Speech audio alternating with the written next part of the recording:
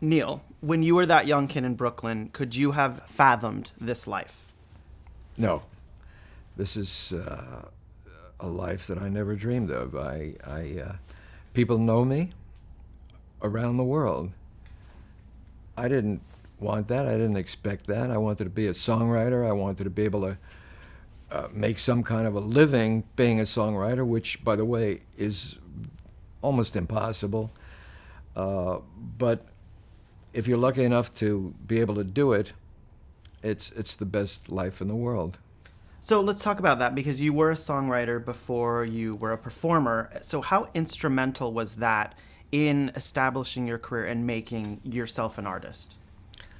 Well, this song is the heart of the music. So if you're able to do that and you understand that, it's certainly going to be a help. Fortunately, I was also able to sing.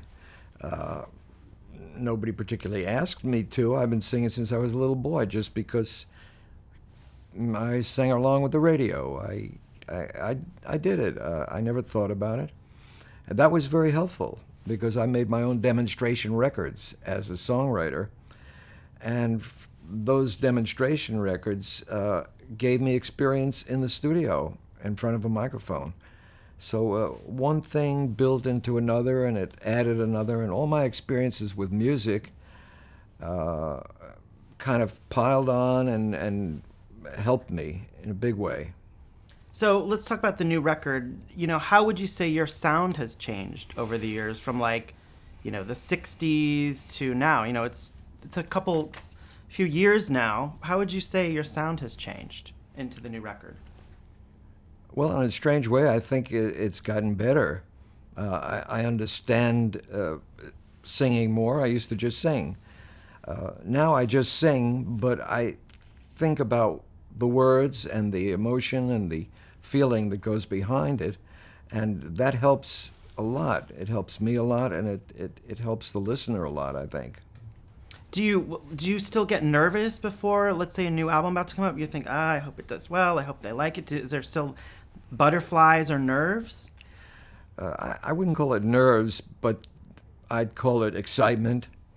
Or you work on something for a year or two, and it's all in your head. Nobody's heard it. Maybe the musicians, maybe the producer, maybe the people at the record company have heard little pieces, but basically it's a secret. And so you always want to know what the audience thinks of it. And I'm at that point now. I am a little bit nervous, but mostly excited. So how does the new record feel? Kind of take me through. I pop it in or I download it. What do you hope I feel? What do you hope I hear?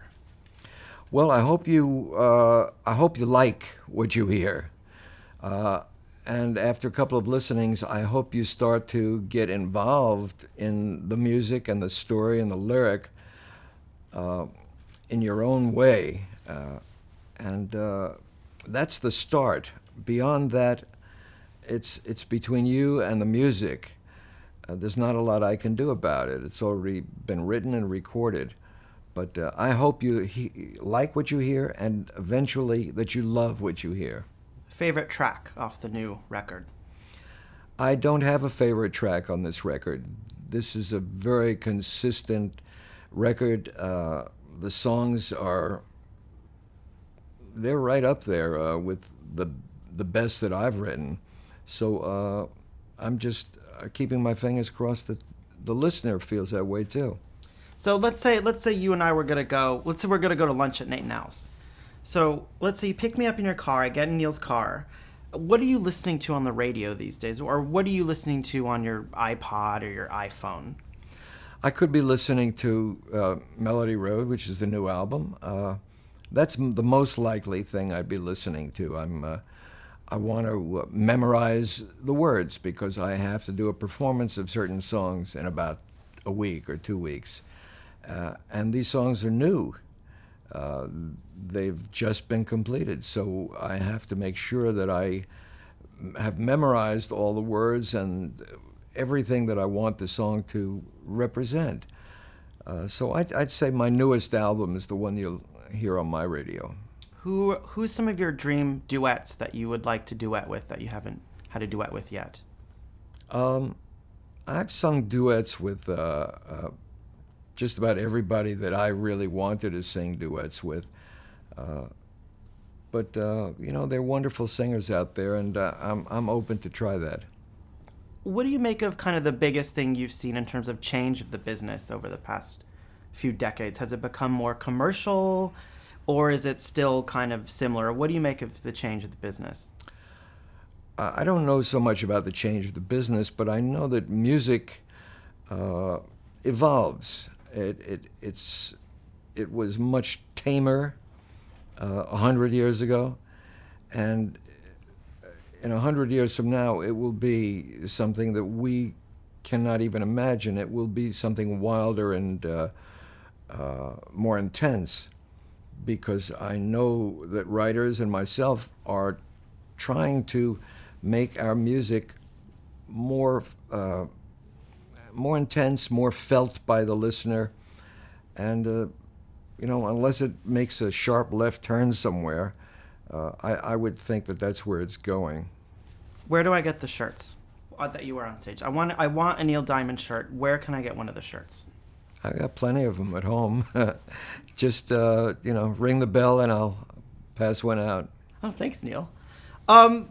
Ever think about retiring? Ever think about just chilling out for a while? Why to continue to work? What is that fire in you? I don't really know, but I do know that I'm addicted to the work. I'm addicted to the music. I love doing it, and I want to do it until I'm, way past my prime. Somebody will tap me on the shoulder and say, go, but I don't think I'm even close yet.